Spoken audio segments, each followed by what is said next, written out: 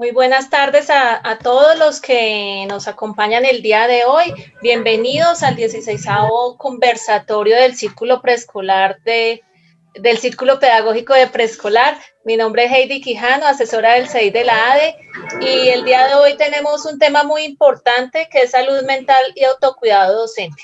A los docentes en esta época de pandemia se nos ha incrementado el trabajo, están muchos cansados, sin saber qué estrategias, porque sabemos que nuestro sistema de salud tampoco es el más óptimo y entonces tampoco nos dan la atención necesaria ni requerida. Entonces nos vienen a contar un poquito qué debemos hacer nosotros desde nuestro autocuidado, desde nuestro quehacer diario, para no caer en estas situaciones tan extremas de pronto. Entonces, hoy estamos con dos personas muy importantes: Astrid Triana, directora ejecutiva de la Asociación Colombiana de Facultades de Psicología, ASCOFAPSI, que nos acompañará en el primer segmento. Ustedes ya saben la dinámica, nos van colocando todas las preguntas, inquietudes y demás en el chat del Facebook, y Yadira recibirá estas preguntas y las compartirá con Astrid, y en el segundo segmento se encontrará Alexander Rubio, que es el director del IDEP, que nos hablará un poquito sobre el yoga y su proyecto sobre el loto. Entonces, bienvenidos a este espacio. Buenas tardes, doctora Astrid, bienvenida. Muy buenas tardes, Yadira. Gracias. Nosotros los docentes de preescolar y de todas las áreas en educación tenemos un deterioro bastante avanzado y progresivo de las enfermedades mentales debido al estrés y debido a una gran cantidad de problemáticas que se nos presentan. En esta época de pandemia es lógico que se deteriore un poquito más nuestra salud mental. La doctora Astrid es psicóloga, especialista en desarrollo intelectual y de educación. También tiene una maestría en educación y es docente universitaria. Entonces, nos acercamos a usted con el propósito de que nos pudiese apoyar presentándonos algunas estrategias y dándonos algunos toques, puntaditas, vitaminas, con los cuales nosotros en este momento de pandemia y también después de que salgamos de ella, podamos tener un autocuidado y una salud mental un poquito más, se podría decir, mejor, o por lo menos que pudiéramos tener una calidad de vida que pueda superar todos esos obstáculos y todas esas barreras que se nos presentan de día a día. Doctora Astrid, bienvenida. Gracias, Yadira, muy amables. Les agradezco muchísimo la invitación que me hacen el día de hoy. Lo que tú estás señalando, es evidente que en esta época de pandemia y de confinamiento, en la cual las condiciones de vida y las condiciones laborales han cambiado de una manera especial, pues debemos cuidar en mucho nuestra salud mental.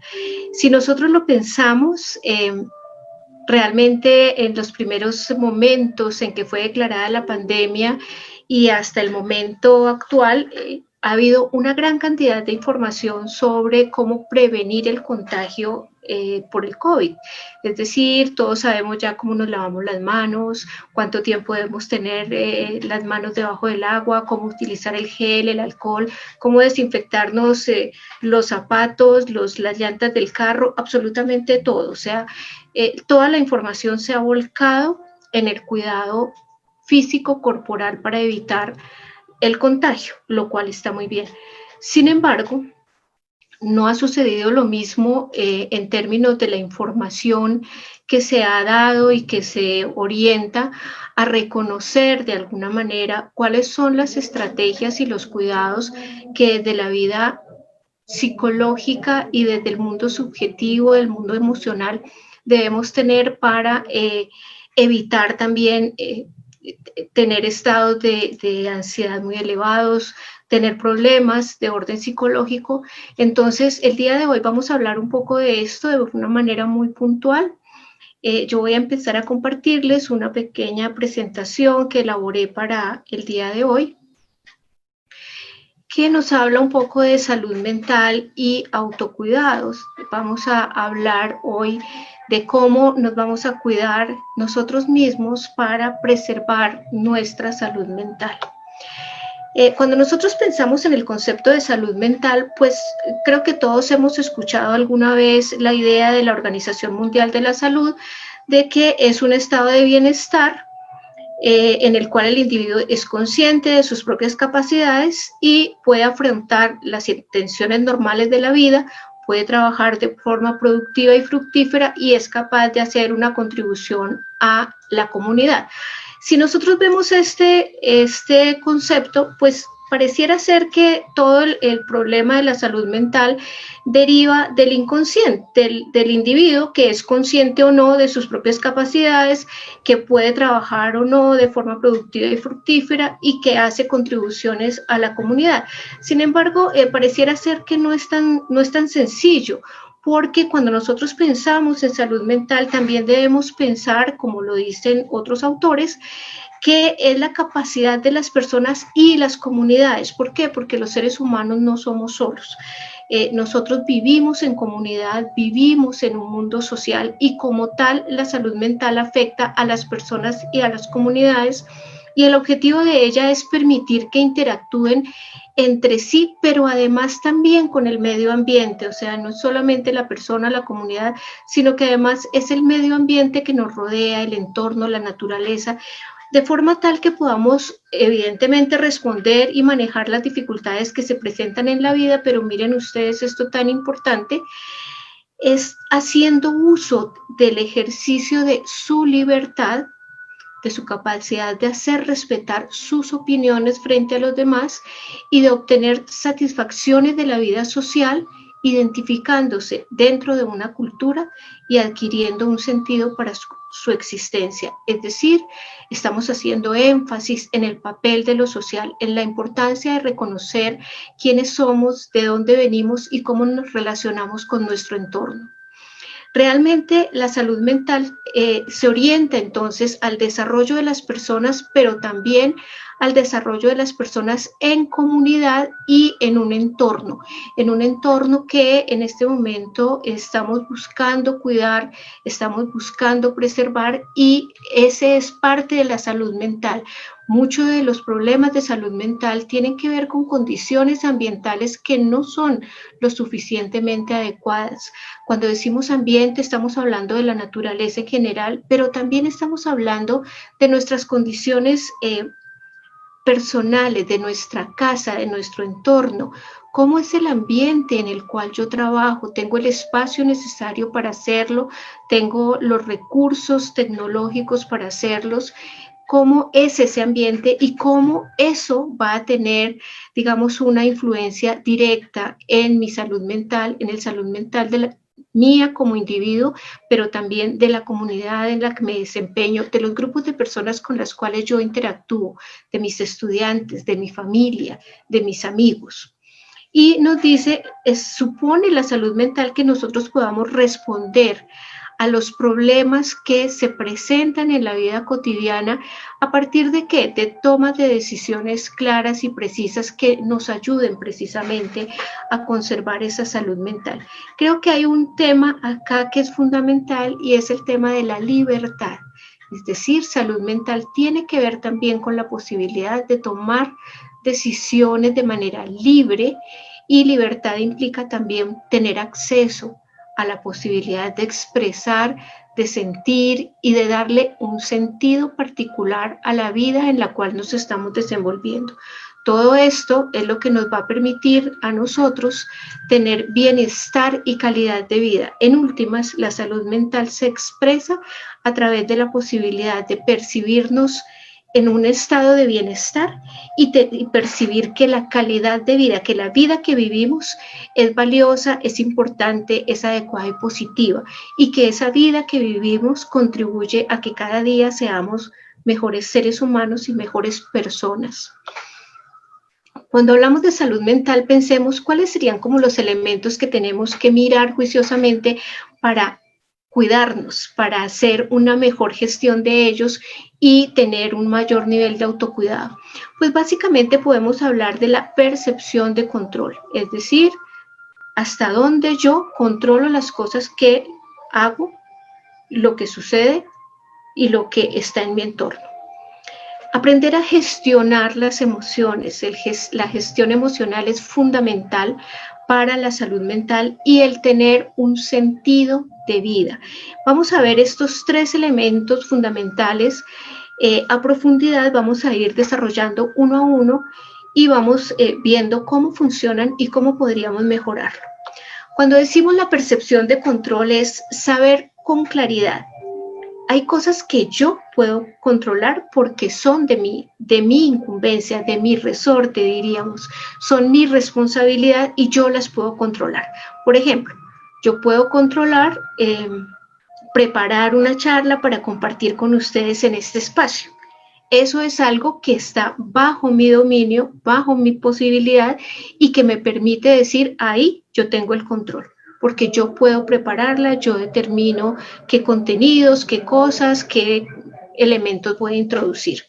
Pero también hay cosas que yo no puedo controlar y de las cuales tenemos que ser conscientes. ¿Qué no puedo controlar? Imagínense, por ejemplo, que se vaya la luz en mi casa o se caiga el internet o que lleguen los vecinos que vienen a dar serenata más o menos a esta hora. Eso son cosas que yo no puedo controlar, que se salen de la posibilidad de que yo actúe sobre ellas. Por ende, yo tengo que tener claro que aquí yo tengo algo que decir y que hacer. Acá no lo puedo hacer. Acá está por fuera de mí y en la medida en que está por fuera de mí, no es mi responsabilidad porque yo no puedo gestionarlo. Cuando yo logro establecer esta diferencia entre qué es lo que está bajo mi control y qué es lo que no está bajo mi control, pues logro un equilibrio porque me permito entender hasta dónde llega mi responsabilidad, pero también cuál es el límite de ella. Más allá no puedo ir, más allá no tengo nada que hacer, por tanto, sobre las cosas que no puedo controlar ni puedo gestionar, deben ser cosas que yo logre mantener con una cierta distancia emocional, de forma tal que me permitan entender, ahí no puedo hacer nada, no es mi culpa, recuerden que tendemos a ser muy culpabilizantes, ¿no? No es mi culpa, no es mi responsabilidad, luego no tengo por qué entrar en situaciones de dificultad personal porque no están bajo mi control. Esta percepción de control nosotros podemos organizarla, nosotros podemos gestionarla evidentemente a partir de una serie de actividades sencillas de las que les voy a hablar y que creo que pueden ayudarnos de una manera muy, muy cotidiana. Uno, la importancia de las rutinas. Una de las cosas más graves que sucedió con la pandemia es que perdimos el control porque todo estaba por fuera de nosotros, o sea, el confinamiento, las medidas de salud, la posibilidad de infectarse, todo esto estaba por fuera de nuestro control. Y eso fue una de las cosas, o es una de las cosas que mayor ansiedad produce en las personas. No saber cómo manejar la situación, qué hacer ante ella, porque no sabemos gestionarla, no podemos hacerla. Nos sacaron decretos, nos mandaron a la casa, ahora trabaje así, ahora trabaje de otra manera. Todo eso estaba fuera de nuestro control y eso hizo que nosotros nos sintiéramos muy angustiados. ¿Qué podemos empezar a hacer para combatir, entre comillas, esta situación? Empecemos a darle importancia a las rutinas. Las rutinas son muy valiosas porque nos dan un sentido de control y nos permiten anticipar situaciones, nos permiten tener claridad hacia dónde nos podemos mover, qué cosas podemos hacer y qué no. Entonces, retomemos un poco las rutinas. Creo que una de las cosas que perdimos cuando inició la pandemia fue precisamente la rutina. O sea, ya no es me levanto, corro, voy a mi empleo, voy a mi colegio, voy a mi escuela, voy a mi aula de clase y hago tales y tales cosas, sino tengo que empezar a ver cómo me conecto, qué hago, espero instrucciones y demás. Eso rompió totalmente nuestras rutinas. Sabíamos que habitualmente teníamos un tiempo destinado para el desplazamiento. Ya no teníamos que utilizar ese tiempo en desplazamiento y empezamos a llenarlo, comillas, llenarlo de una gran cantidad de actividades, tareas, etcétera, porque parecía ser que teníamos que estar todo el tiempo llenando los vacíos del espacio y el tiempo que teníamos un poco libre para nosotros mismos. Entonces es muy importante recuperar las rutinas. Establecer unas metas claras en las cuales vamos a trabajar, en las cuales vamos a concentrarnos y con las cuales nos vamos a comprometer, y fundamentalmente establecer también dentro de estos elementos los espacios de descanso y las áreas de vida personal, individual para cada uno de nosotros. Veamos cómo podemos hacer esto. Pues básicamente nos vamos a empezar a organizar. ¿Y qué vamos a organizar? Empecemos a pensar que uno de los elementos centrales es aprender a planear. Nosotros antes teníamos una planeación y creo que los que son docentes tienen clarísimo que planean clase a clase, día a día, tema a tema, pero parece ser que no tenemos eso tan incorporado en nuestra vida personal y en nuestra cotidianidad. Entonces, una de las cosas que debemos empezar a pensar es planeemos no solo nuestro trabajo, sino también nuestra vida personal. ¿Cuáles van a ser las actividades que voy a desarrollar aparte de la vida laboral?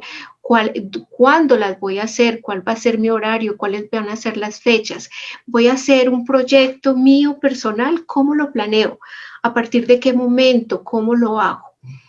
Además de planear o incluyendo esta acción del planeamiento de las acciones y de los trabajos, es muy importante también empezar a priorizar nuestras tareas y nuestras actividades. No todo es urgente.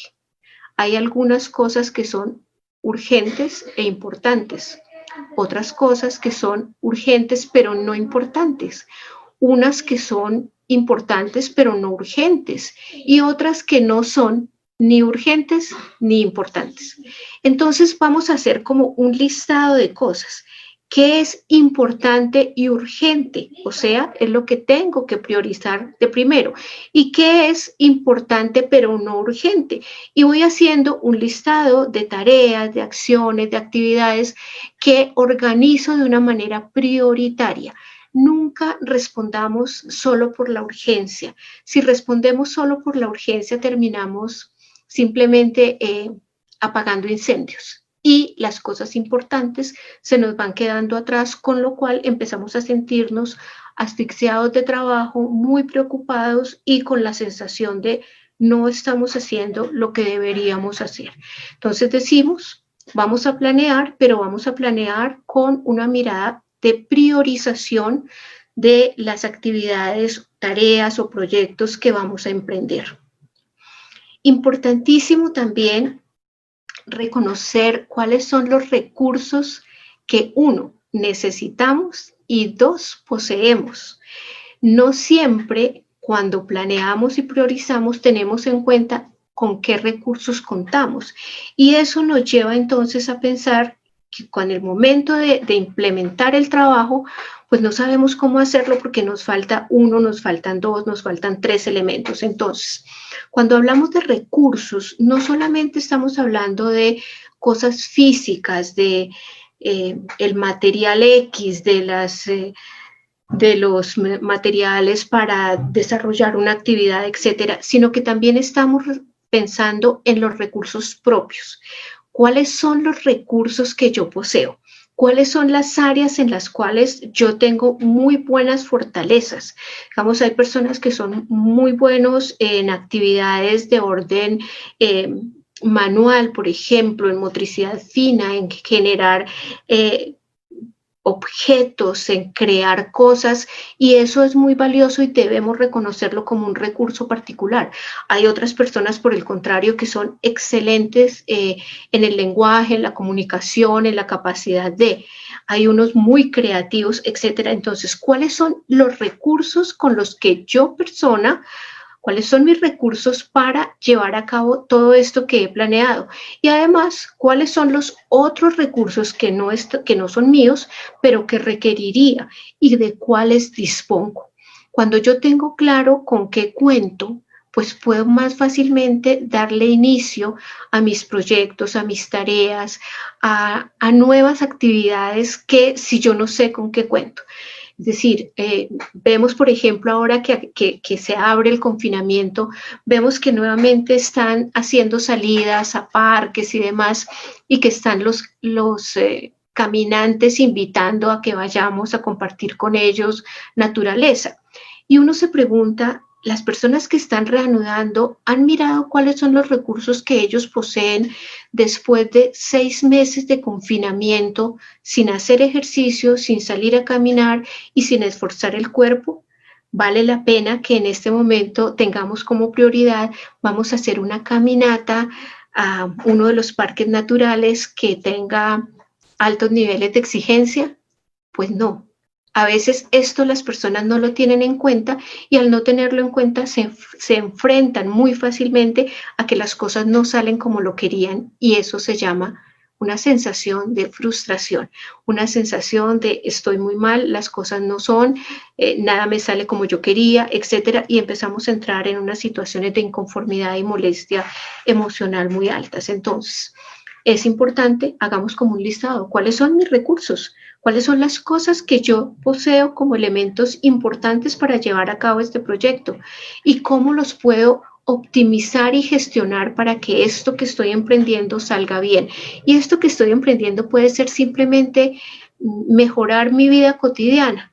Yo voy a tener a desarrollar un plan, una estrategia para generar espacios de descanso y de lectura personal. Por ejemplo, yo priorizo cuáles son las cosas que yo querría leer, cuáles son las cosas que me interesa abordar en este momento, y empiezo a ver cuáles son los recursos que poseo.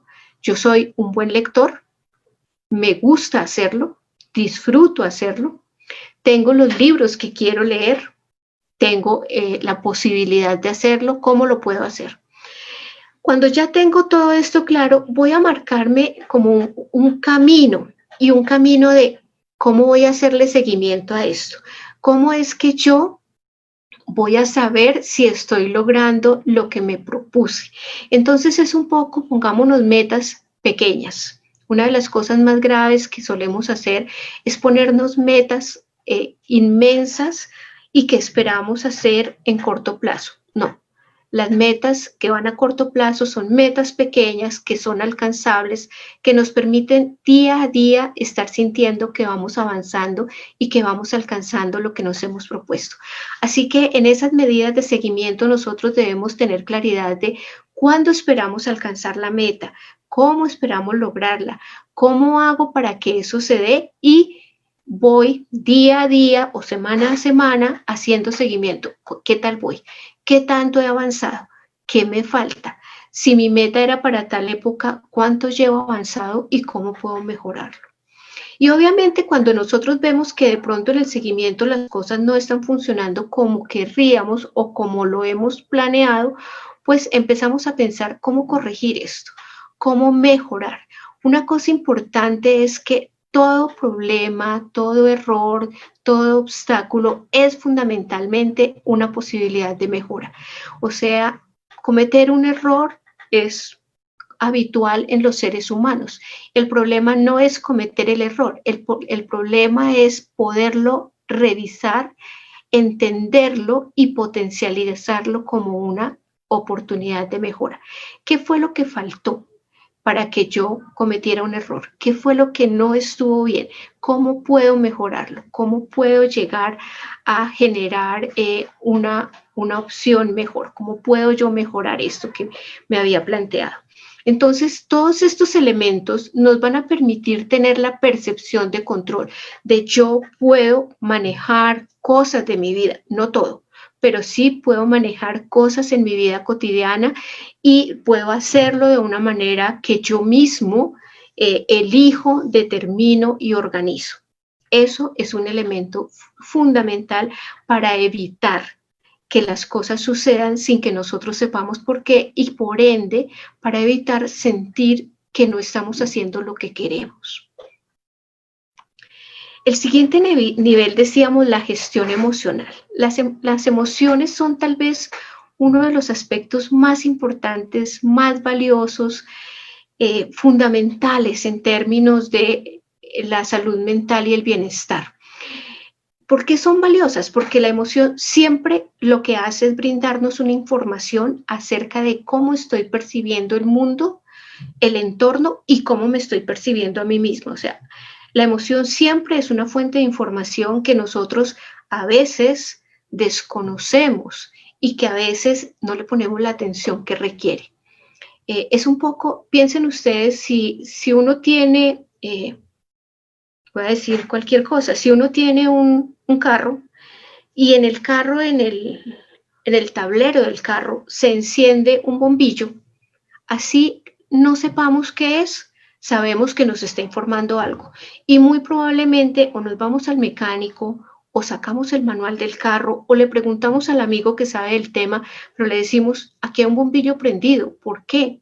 ¿Qué me quiere decir eso? ¿Qué debo hacer? O sea, nos está brindando información y nosotros buscamos esa información. Deberíamos hacer lo mismo con las emociones.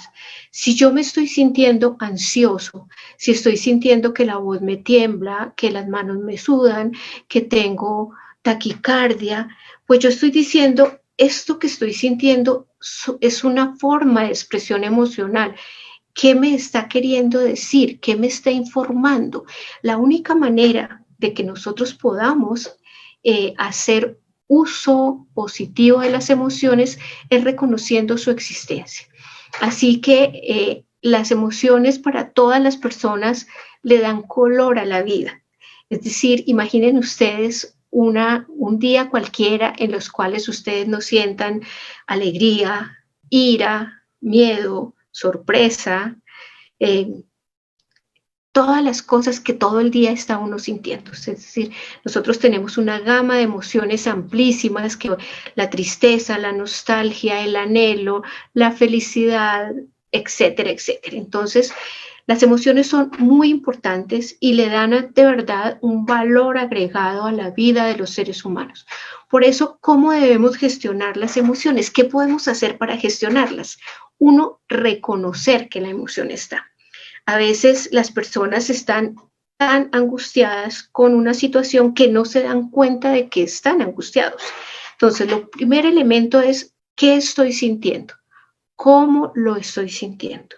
¿Qué me está pasando? Esto que yo estoy percibiendo es distinto a lo que habitualmente percibo. Y entonces me dirijo a reconocer mi emoción. Algo está sucediendo y esto que yo tengo es una respuesta emocional.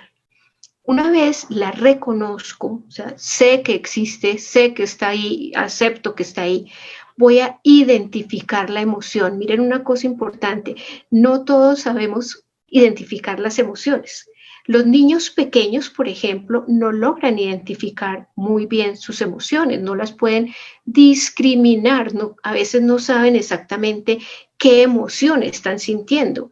A veces el niño parece estar triste y lo que está es muy enojado. Y el niño dice cosas como, es que estoy muy triste hoy porque me caí y me está doliendo la rodilla. Y uno empieza a pensar y a hablar con él y se da cuenta que no está triste, está asustado o está adolorido. Y eso lo traduce como una tristeza porque no puede darle nombre todavía. Los niños pequeños tienen mucha dificultad para nombrar las emociones y eso es algo de lo que debemos trabajar y enseñarles.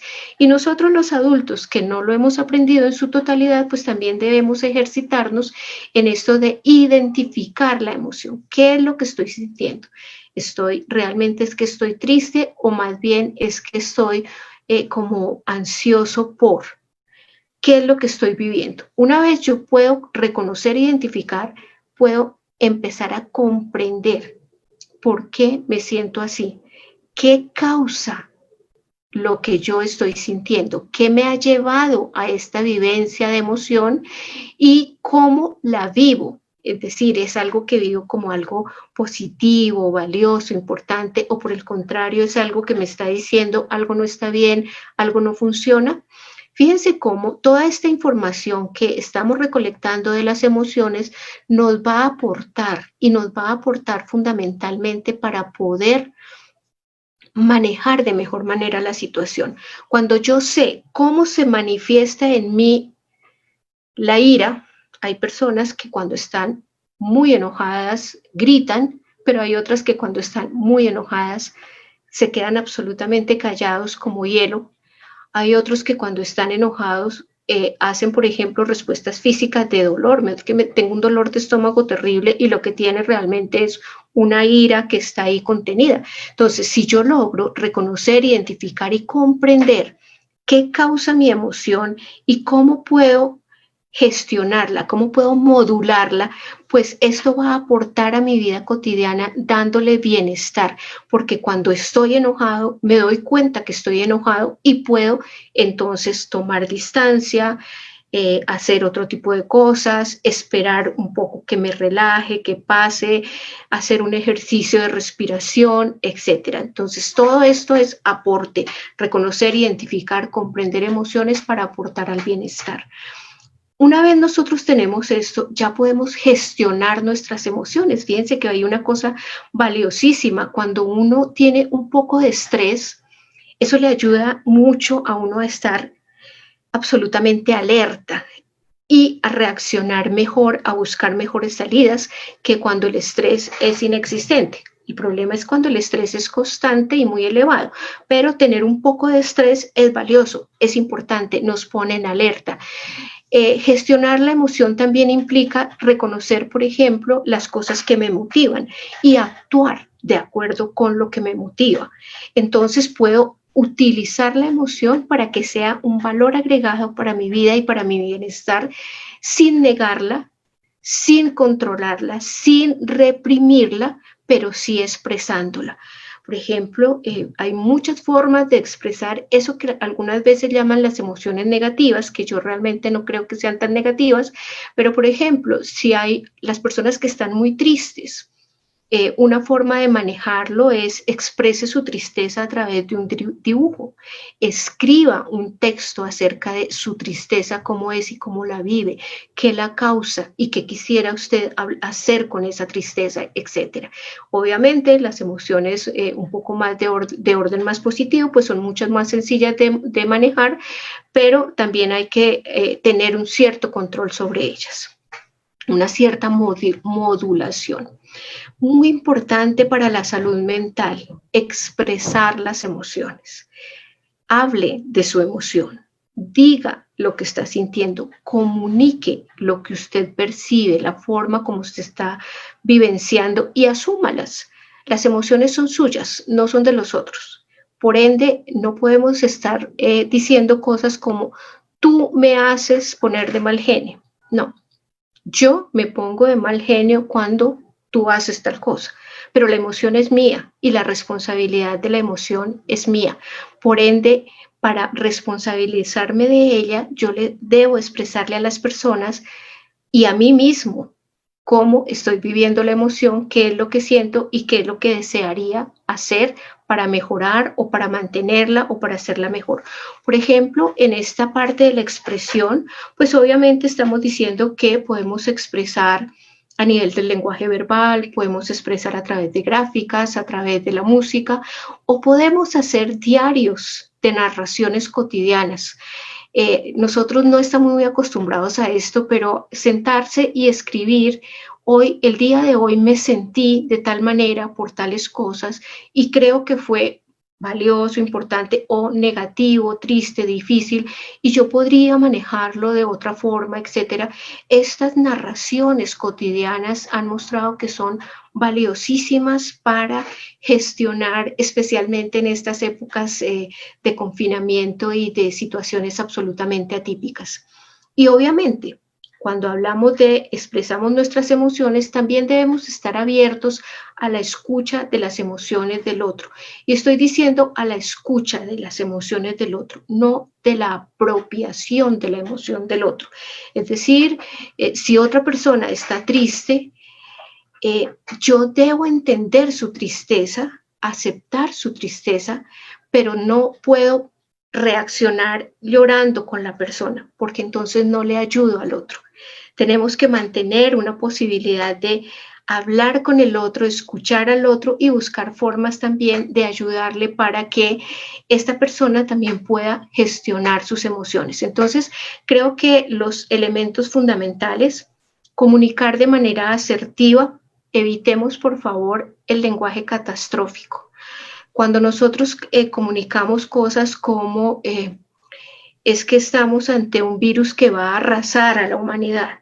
No, arrasó a la humanidad la gripe española hace 100 años que se murieron más de 50 millones de individuos. Eso arrasó a la humanidad. Nosotros estamos ante un virus que es peligroso y que puede ser controlado a partir de cuidados. Yo lo decía en otra ocasión, no hablemos de, es que estoy aquí encerrado en la casa como en una cárcel y sin poder salir. No, estoy en mi casa, en mi hogar, un sitio en el cual me mantengo seguro, me cuido a mí mismo y cuido a las personas que me rodean. O sea, la asertividad nos permite darle un sentido positivo a nuestras comunicaciones. No es es que nunca había yo estado tan estresado. No, en esta ocasión siento que he estado más estresado que en otras. Mire, el nunca, el siempre, el jamás, esas generalizaciones son muy dañinas para las personas porque no nos permiten poner la emoción en su justo lugar, valga la aclaración de decirlo así, en su justo lugar. Y ya terminando, porque veo que nos quedan 5 minutos más o menos antes de empezar las preguntas, hablemos un poco del sentido de vida. El sentido de vida es tal vez lo más importante para la salud mental de los seres humanos. ¿Por qué lo más importante? Porque es que el sentido de vida es ¿para qué vivo yo mi vida? ¿Qué es lo que quiero yo realmente de mi vida? Es la expectativa que yo tengo. El sentido de vida me va a permitir vivir y disfrutar lo que hago. Si yo trabajo 24 horas, pero lo hago en una cosa que detesto, no trabajo, sufro. Por ende, debemos buscar las cosas que nos hacen felices, que nos permiten disfrutar. A veces ustedes trabajan de verdad 24 horas y dicen, uy, pero salió tan buena esta actividad que estoy feliz. Entonces, cuando hay un componente de motivación, de pasión, de disfrute, todo se hace más fácil y nos permite tener una motivación esencial que nos conduce por los caminos que vamos recorriendo. El sentido de vida nos va a permitir vivir con responsabilidad y yo abrí la palabra en responsabilidad. Es decir, soy responsable de dar respuesta a los retos de una forma coherente entre lo que pienso, lo que siento y la forma como me comporto. Esto es fundamental. Si yo pienso una cosa, siento una cosa y actúo en coherencia con ello, me va a dar tranquilidad porque me permite actuar de una manera genuina y honesta y no tengo que estar inventando cosas de cómo me voy a mover. El ejercicio de la libertad en el sentido de vida es fundamental porque es el que nos permite tomar decisiones sin construir cárceles mentales donde nos vamos a recluir. Las cárceles mentales las inventamos nosotros mismos. Es que no puedo hacer, es que yo no podría, es que para mí no es posible, es que no tengo derecho. Todo esto son cárceles mentales que nosotros construimos y que en muchas ocasiones las construimos más que nada para dar respuesta a expectativas sociales que no son nuestras propias expectativas. Así que la invitación es a encontrar el sentido de vida que nos apasiona, el sentido de vida que nos hace realmente movernos y que nos da bienestar y felicidad. Cuando encontremos que ese es el sentido, vamos a tener una salud mental a prueba casi que de todo. Bueno, esa es lo que yo les quería compartir hasta ahora. Abrimos entonces el espacio para las preguntas o las inquietudes que tengan. Doctora Astrid, muchísimas gracias. Muy, muy, muy interesante todos sus aportes, todo su conocimiento. Tenemos varias preguntas, pero le cuento que la primera que tenía era relacionada con lo que estamos sintiendo nosotros los docentes y por qué, por lo contrario, una de las emociones fue el sentirnos como estresados en la medida en que salimos a quedarnos en la casa. Y la respuesta que pude entonces, en este caso, según su conocimiento y según sus aportes de verdad, es que nosotros estamos acostumbrados a la rutina. Y entonces nosotros disfrutábamos, de una u otra forma disfrutábamos de la importancia que tiene esa rutina en nuestras vidas porque tenía un sentido y porque nosotros estábamos controlándolo, ¿no? Pues porque sabíamos de que íbamos, llegábamos, volvíamos y discutíamos de algún tiempo y eso, ¿no? Pero en el momento en el que eso cambió, ¿sí? ¿Sí? Tal vez eso fue lo que no nos permitió sentirnos libres. De acuerdo. Creo que es esa la respuesta entonces, doctora. Claro que sí, Yadira, creo que lo entendiste muy bien. Nosotros siempre tenemos rutinas y los cambios nos generan estrés. Por eso es importante construir nuevas rutinas. Fíjate, por ejemplo, que ahora algunas personas hablan del síndrome de la cabaña y es, yo ya no quiero salir, yo ya me quiero quedar en la casa. ¿Por qué? Porque ya construimos una rutina que nos da seguridad y queremos mantenernos en ella, en esa seguridad que ya hemos construido. Claro. Doctora Astrid, las compañeras del Preescolar Américas de la jornada tarde nos dicen cómo podemos alimentar el alma, en especial relacionándolo con lo del tiempo. ¿Les parece que es muy difícil? ¿Cómo podríamos nosotros acompañarlas en ese sentido? ¿Cómo alimentar el alma? Sí, mira, realmente nosotros tenemos que entender que el tiempo lo controlamos nosotros, no es el tiempo el que nos controla a nosotros.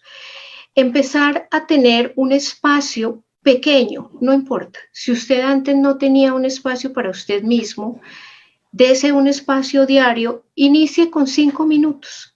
Voy a tener 5 minutos y pensemos en hacer algo que yo quiero hacer. Me quiero pintar las uñas o quiero hacer decorar un platico de cerámica que tengo hace un montón de tiempo.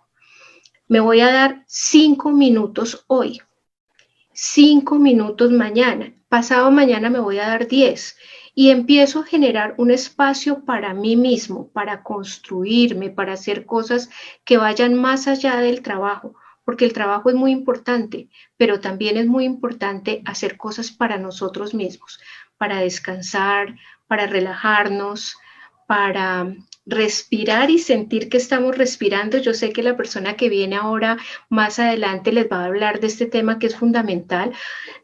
Demos el tiempo para hacer una relajación, para escuchar, salgan al parque más cercano y traten de escuchar algo que nunca han escuchado. Traten de escuchar un pájaro en la madrugada y encuéntrenle el sentido a esto. Disfruten esa florecita que acaba de salir en la mata de su casa. Eso es el resultado de su trabajo y de su cuidado. Entonces hay que empezar a generar unos espacios personales así, progresivos, poco a poco, pero también de manera consciente y disciplinada. Doctora Astrid, tengo una pregunta como doble. Es que la compañera Jolie Monroy se pregunta ¿por qué uno no puede hablar de esas emociones sin soltar el llanto? Eso es algo que es molesto al momento de expresarlo. Pero entonces, inmediatamente me generó la siguiente pregunta también. Luego, ¿qué diferencia hay entonces entre emociones y sentimientos? Ok, bueno, a Jolie, en primer lugar, yo creo que es importante que reconozcamos que llorar no tiene nada malo. O sea, llorar no es motivo de vergüenza. Fíjense cómo nos han ido enseñando a que si yo lloro eso, qué pena con la gente, qué vergüenza con los demás. No, el llanto es una respuesta emocional innata a los seres humanos. Mire, somos la única especie que podemos llorar. Es tan importante el llanto que los seres humanos somos la única especie que llora. Y entonces, ¿cuál es la diferencia? Le apunto allí y yo le diría a Yoli, mira, mucho del llanto tiene que ver con el hecho de que no estamos acostumbrados a hablar de la emoción y cuando lo intentamos nos desbordamos. Si nosotros empezamos a hablar de la emoción de manera progresiva, vamos a aprender a hablar de ello sin entrar en crisis, sin desbordar la emoción a través del llanto. Entonces, empecemos por hablarla, por decir, hoy me estoy sintiendo muy triste. Si usted siente que se le atravesó la emoción acá y no puede hablar más, escríbalo. Hoy me estoy sintiendo muy triste porque, y compártaselo a alguien. Y usted está expresando así la emoción y la está canalizando. Y la pregunta tuya, Yadira, de cuál es la diferencia entre una emoción y un sentimiento. Digamos que esa es una diferencia muy conceptual. Una emoción, fundamentalmente las emociones son herencia genética, herencia filogenética, herencia de especie, que están dadas para sobrevivir. Las emociones básicas son la ira, el miedo, la respuesta de huida, el asco, ¿cierto? Que son respuestas que que se van a dar de una manera innata. Sobre las emociones construimos los sentimientos, que son una emoción con una representación mental. Y sobre los sentimientos vamos construyendo emociones mucho más elaboradas como los valores, por ejemplo. ¿Sí? Pero entonces casi que podríamos hablar de la esfera de lo afectivo, para no hacer esas diferencias, la esfera de lo afectivo, que se llama así porque nos afecta. El afecto nos afecta. Gracias, doctora. Muchas gracias. La compañera también, Marcela Carrillo, pregunta, ¿estaría de acuerdo que los colegios en sus planes de estudios institucionales sí, o sea, que estaría de acuerdo que los colegios en sus planes de estudio institucionalizaran como un área de desarrollo la dimensión personal social? Mira, Marcela, creo que en Colombia estamos en mora. De verdad te agradezco tu pregunta porque es importante reconocer, en Colombia estamos en mora de tener una línea de formación, por ejemplo, en inteligencia emocional. ¿Qué deben los chicos desde muy pequeños aprender? Parte de lo que nosotros hacemos en nuestra vida cotidiana es leer a los otros y leernos a nosotros mismos. Esa es la base de la comprensión de las relaciones interpersonales. Eso no lo trabajamos nosotros, eso nunca se lo enseñamos a nuestros estudiantes, a nuestros niños pequeños les queda difícil hablar de su emoción y nosotros no tenemos herramientas para ayudarles a que ellos las comprendan, las gestionen, las compartan, las nominen y aprendan a moverse en esa infinidad de gamas de estados afectivos que tienen los seres humanos. Me parece que es muy valioso lo que tú estás planteando, Marcela. Gracias. Sí, claro que sí. Yo también he estado muy de acuerdo con que empecemos a pensar en eso. Lo que pasa es que como siempre ha existido un gran abismo entre lo que se necesita y lo que se escribe para implementar. Entonces, desafortunadamente nunca llaman a los docentes para que presenten sus necesidades. Bueno, de acuerdo, Yadira. Doctora, también la compañera María Claudia tiene un sentir.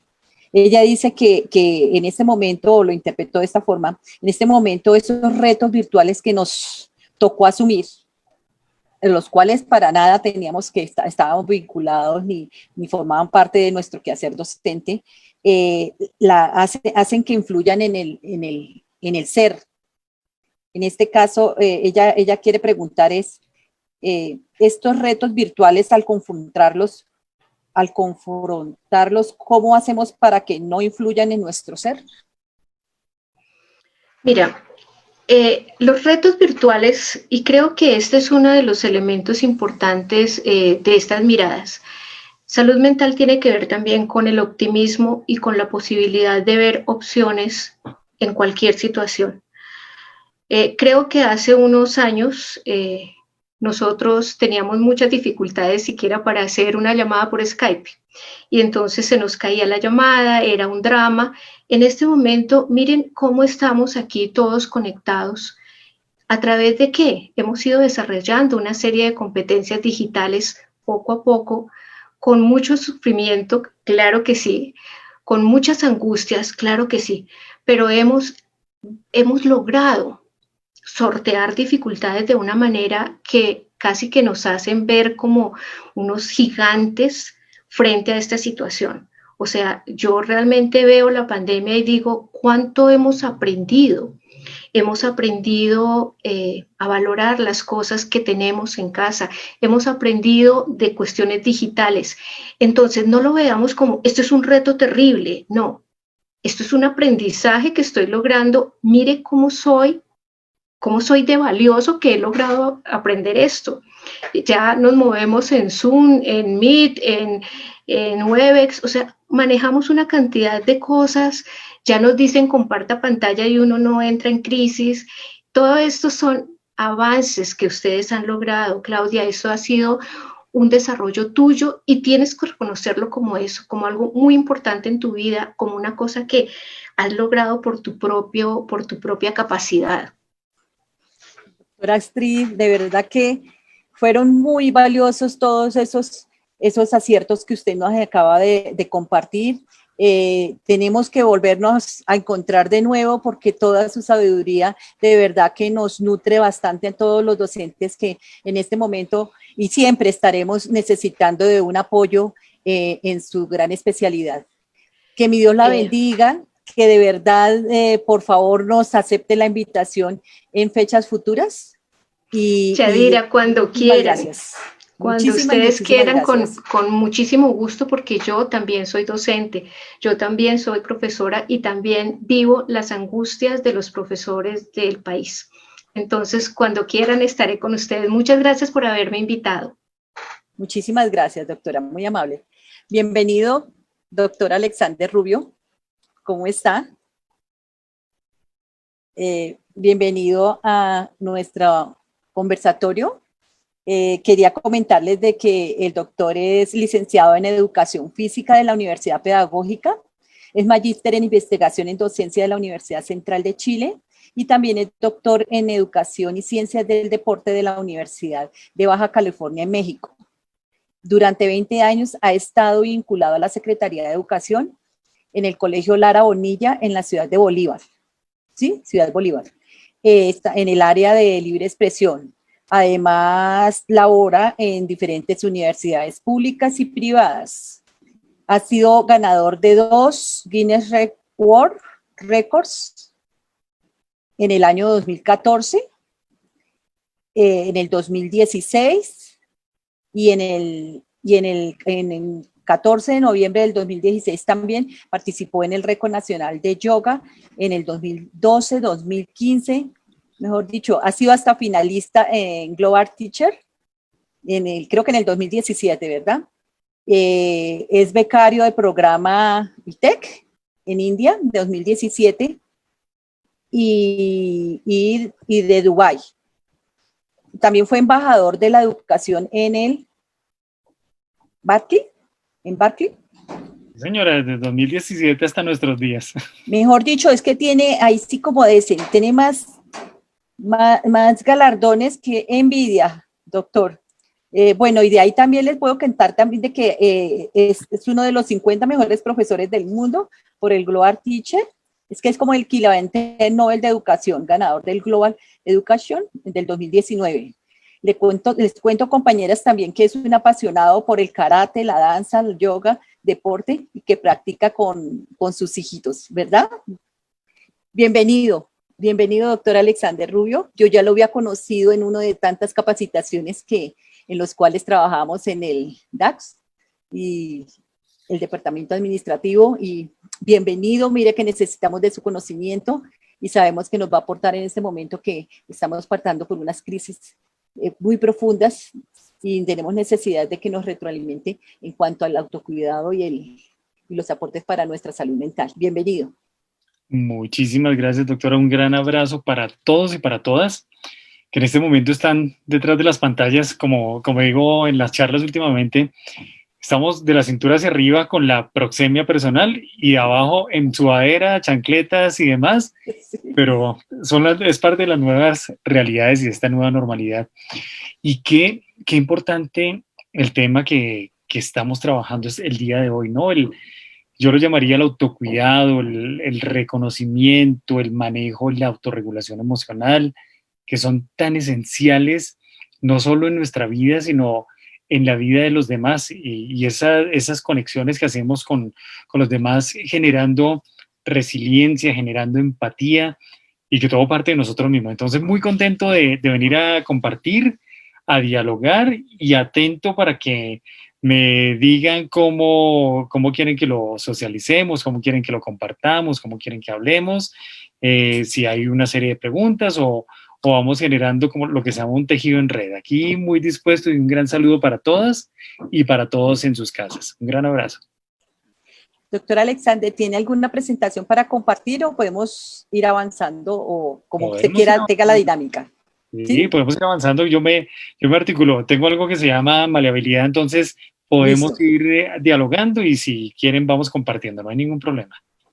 Bueno, entonces pues podríamos iniciar con algunos de las primeras necesidades que tenemos los docentes en ese momento de pandemia y que tienen muchísimo que ver con la atención que genera el estar no solamente en nuestras casas y tener esas grandes dinámicas familiares en donde tenemos que estar pendientes de los hijos, de los estudiantes, de muchísimas cosas a las cuales estábamos tal vez organizados de otra forma, como lo decía ahorita la doctora Astrid, y que eso fue lo que al salir de esas rutinas fue lo que nos generó ese desbarajuste, ¿cierto?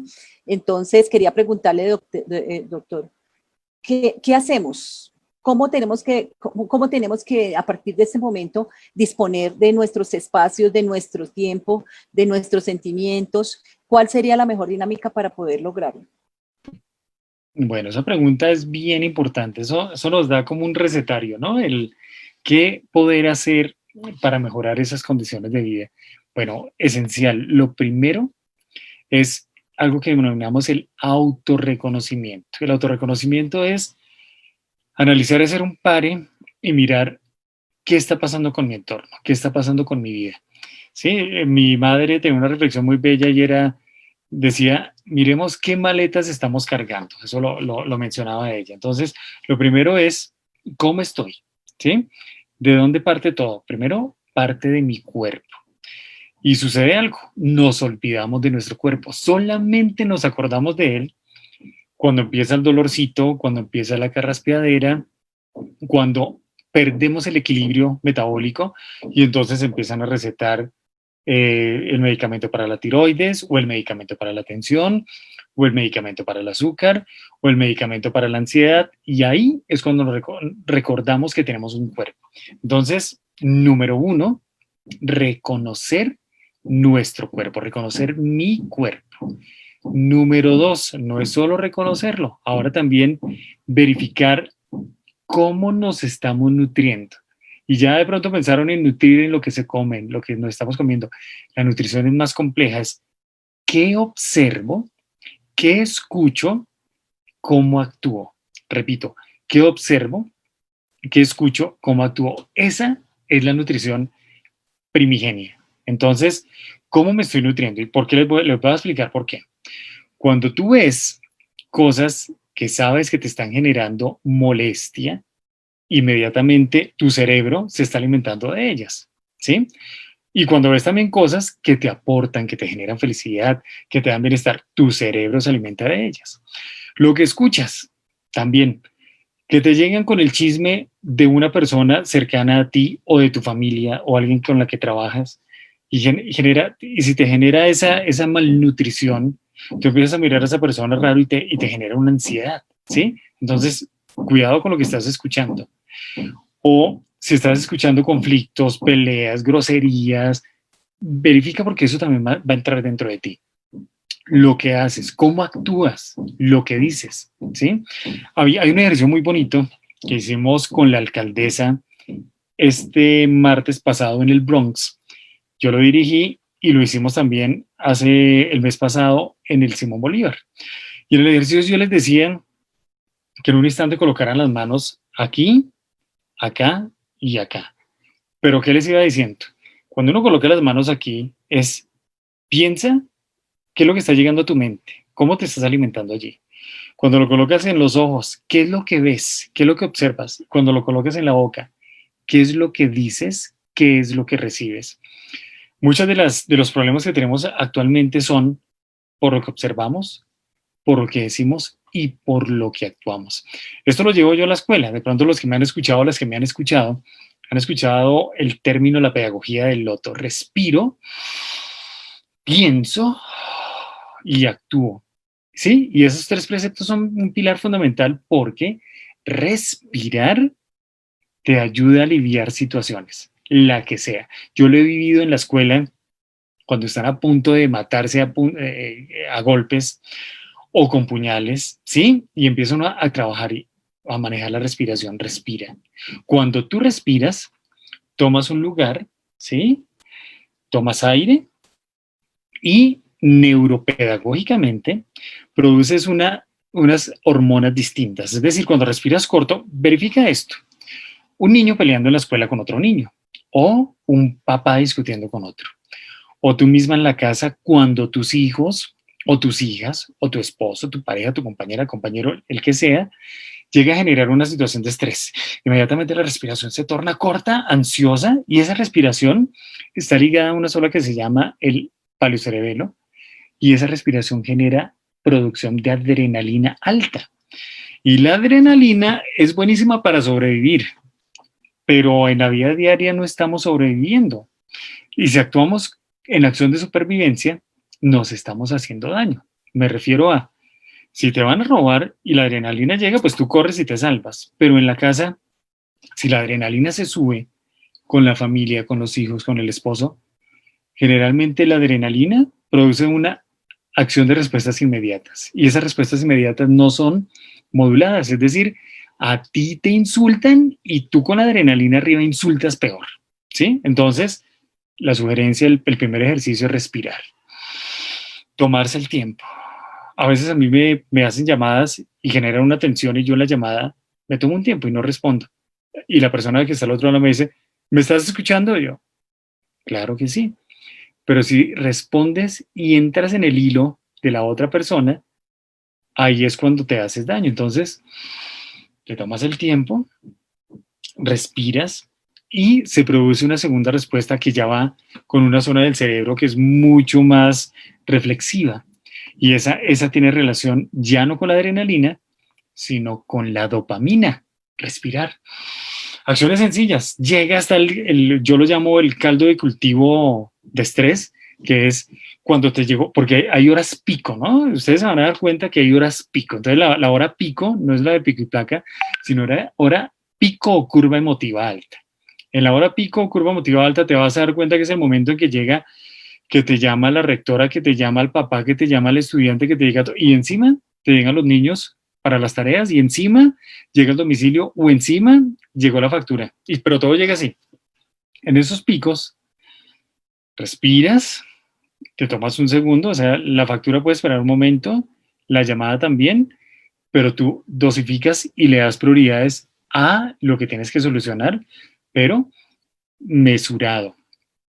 Tranquila, tranquilo, porque cuando no y quieres dar todas las respuestas al tiempo, el nivel de estrés se aumenta y vuelve a producirse adrenalina y empiezas a tener problemas de angustia, ansiedad, te aparece todo el problema de tiroides que estábamos hablando. Entonces, uno de esos elementos es la regulación emocional desde la respiración. No lo olviden, o sea, ténganlo muy clarito. Yo sé que me van a ir haciendo preguntas y eso sí me tiene que ir acordando el tiempo, porque yo me empiezo a apasionar y empiezo a hablar, así que me van contando, por favor. Puede continuar, tiene todo su tiempo.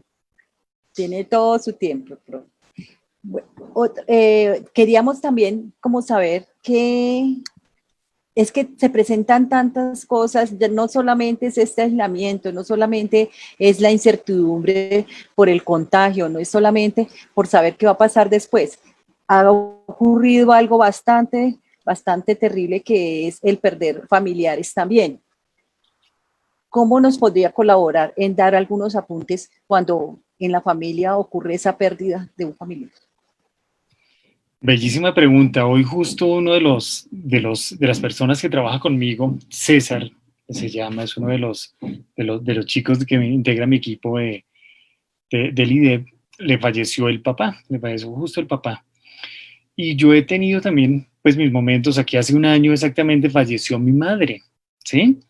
Y la recuerdo, claro, el momento en que fallece una persona tan querida, tan cercana, pues uno siente que se le derrumba el mundo, pero ahí es algo bellísimo y es también, a veces uno piensa en limitar el dolor, en salir corriendo, en hacerle hay que vivir ese duelo, hay que vivir ese proceso, ¿sí? Yo particularmente lo que hago es vivirlo con intensidad en el momento, pero no quedándome en ese lugar, porque no te puedes quedar viviendo la vida de la otra persona y lo que ya no fue. Hay que dar el paso adelante. ¿Cómo hay que darlo? Qué bello cuando esa persona, cuando tú reconoces todo la impronta que marca en tu vida, todo lo lindo que ha hecho por ti, la mejor manera de conservarla en la memoria es resaltando lo positivo de esa persona. Esos momentos que te generaron amor, esos momentos que te generaron pasión, esos momentos que te generaron una sonrisa, eso es grato. Yo les hablo, a mí me encanta hablar del término la energía, porque la energía tú la sientes cuando me escuchas, tú la sientes cuando percibes a alguien, tú la sientes y de hecho sabes si te cae bien o te cae mal a alguien solamente con ese primer espacio energético. Y yo lo menciono a veces, cuando alguien canta una canción y te gusta mucho, como que entras en una sintonía. Y cuando esa canción la cantan 2, 3, 4, 5 personas y como que se nivelan todas, empiezas a sentir una vibración en tu cuerpo. Y cuando muchas personas nos reunimos a cantar la misma canción, como que se siente más la fuerza. Entonces, la energía también es ese espacio emotivo que sientes en tu cuerpo cuando rememoras a la persona. Entonces, ¿qué es importante? Cuando nos fallece una persona muy cercana, evocar lo positivo que nos generó esa persona, lo que nos producía esa relación de amistad o esos buenos recuerdos, esos buenos momentos, porque eso también ayuda a la persona a que se libere y se vaya con tranquilidad, pero también nos ayuda a nosotros para afrontar la vida, porque la vida continúa. A veces el mismo sistema educativo nos prepara solamente para vivir, pero nunca pensamos en el morir. Hace 4.000 años existen, incluso hay textos que tienen 3.000 y 4.000 años de antigüedad y hablaban de la importancia también de prepararse para la muerte. Nuestras culturas mesoamericanas, y hablando hoy, por ejemplo, de la minga, de estos grandes seres que viven en comunidad y que están allí, ellos también hacen una preparación especial cuando te dicen que eres parte de la tierra. Cuando te dicen, naces, pero luego te vuelves parte de ese mismo ecosistema. Entonces, qué bello también que nos preparemos en la vida para ser parte de otro momento, de otra historia, de otro estadio. ¿Y eso cómo lo hacemos? Hablando con tranquilidad, expresando lo que sentimos, diciéndolo, hablándole, así no esté esa persona, pero cuando tú le envías el mensaje, le das las gracias por todo lo que construyó en ti, eso nos construye, nos edifica y nos da también un lugar de tranquilidad. Cuando no lo hacemos siempre está el bachecito y el vacío de ¿por qué no le dije tal cosa? Hay que hacerlo y hay que decirlo y hay que hablarlo. Hay una palabra hermosa que se llama catarsis y cuando tú hablas, así sea simbólicamente para esa persona que no está, pero que sí vive en tu recuerdo, o sea, que sí está, logras liberarte, logras sanar y logras edificar, reconstruir. Entonces eso es bellísimo. Gracias, doctor Alexander. Creo que se le dio respuesta a las compañeras que estaban un poquito interesadas en el tema y nos sirvió para todos nosotros también. Doctor Alexander, también tenemos otra pregunta relacionada en especial con lo que nosotros estamos haciendo. Como docentes de preescolar, la mayoría de nosotros nos preguntan los padres de familia, mira que el niño está cansado, que es que no se quiere levantar hoy, que no quiere asistir a la clase, que qué es lo que pasa. Por lo general nosotros les preguntamos a ellos a qué hora se está acostando, ¿sí? Como que cuáles son las rutinas que el niño tiene y tratamos de apoyarlos y ayudarles a orientar esas actividades en donde se den cuenta de que son ellos los adultos los que también están trastornando sus rutinas. Entonces, si le permiten al niño acostarse en retarde todos los días, antes se acostaban a las 8 de la noche y ahora, como están en la casa, pues no pasa nada, se pueden acostar a las 11 de la noche. Pero al otro día cuando están, no, profe, es que no quiere levantarse, no, profe, es que no quiere participar, es que mire, y lo ve uno en la clase así, vamos, mire que vamos a hacer ejercicios. Entonces trata uno de buscar y organizar actividades un poco más dinámicas y para qué, pero los niños a veces no dan. Entonces nosotros asesoramos a los padres de familia también en eso. ¿Cómo nos podría orientar para poder invitar a los padres de familia y para nosotras mismas en recargar esa energía? ¿Cómo se recarga energía? Buenísima pregunta, Yaira, muy, muy linda. Primero que todo, miren, maestras y maestros de primera infancia, yo los admiro muchísimo y los voy a decir por qué. Hay algo que se llama la proxemia y la empatía. Y las maestras de preescolar y los maestros de preescolar de primera infancia son los número uno y las número uno en ese ámbito. No hay algo, hay una frase muy honesta que surge de los niños, ¿no? O sea, los niños más tiernos, más honestos y más sinceros están en esos rangos en los que ustedes trabajan. Además que energéticamente son de un alto nivel, pero ellos son tan honestas, ellas y ellos son tan honestos y honestas que te pueden decir, profe, y te abrazan, ahí no hay 2 metros que valgan, o sea, llegan y te abrazan, profe, ¿cómo hueles de rico? Profe, uy, qué lindo, te pusiste un perfume, y son los primeros que te lo dicen con honestidad, ¿sí? Ellos y ella no tienen esos flujos de pormenorizar o de filtrar, no, ellos son honestos. Entonces, número uno, el manejo energético, claro, ellos perciben a la maestra o al maestro cuando está bien. Es decir, tú llegas y así estés sonriendo de mentiras, ellos dicen, uy, profe, ¿qué le pasó? Profe, y te sienten, algunos hasta se cierran y lloran. Yo lo voy a hablar desde 2 perspectivas, una desde la neuropedagógica y la otra desde la somática. Entonces, desde lo neuropedagógico, hay una acción que es el generar el hábito positivo. ¿Cómo aprenden los chiquitines? Con el hábito positivo que genera la maestra o el maestro y el papá, los padres, madres, cuidadores, cuidadoras, con los hábitos. Entonces, si el papá se acuesta, el niño ve que esa es la norma y también hace lo mismo. Si el papá es activo, el niño también es activo, pero el niño también y la niña copian los modelos que lleva a la escuela. Es decir, si la maestra es muy activa y energética, el niño también copia ese tipo de acciones. Entonces, en lo neuropedagógico, acuérdense el secreto de los 21 días. Si vas a hacer algo que quieras que desarrolle un cambio en tu vida, así nunca lo hayas hecho, empieza a hacerlo 21 días. Es decir, que no te gusta leer mucho. Entonces, coges un libro y el primer día empiezas a leer, listo, un par de párrafos. Al otro día vuelves y lo haces. Pasa el día 3, el día 4, el día 20, el día 21 y tú al día 22 ya dices, uy, ya me hace falta leerlo y ya se vuelve un hábito. Lo mismo en la escuela. Yo les hago un trabajo a los chicos que es, bueno, vamos a reflexionar, pero vamos a hacerlo sentados cerrando los ojos. Primer día, 30 segundos respirando. Segundo día, 30 un minuto. Día 21. Pasamos el día 21. El día 22 o 23 no les hago nada, pero los niños empiezan, oye, profe, ¿qué pasó? ¿Por qué no estamos haciendo lo de respirar y ojos cerrados? Se vuelven hábitos. Y en lo somático, mis queridas maestras, ¿cómo se regula la energía? Número 1, eso es fundamental, ustedes lo saben, sonreír, sonreír.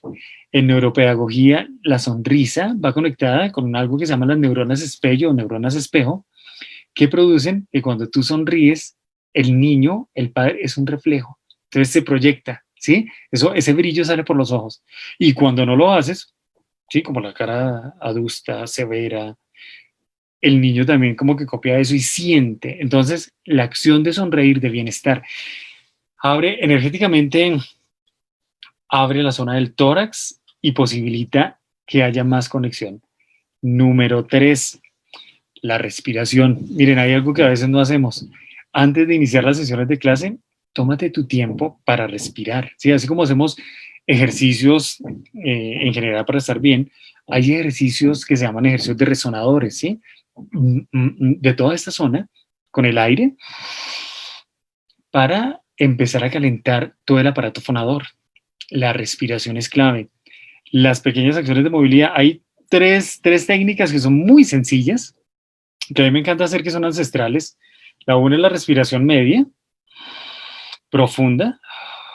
La otra es un ejercicio para que lo busquen por ahí, que no es nada complejo, se llama saludo al sol.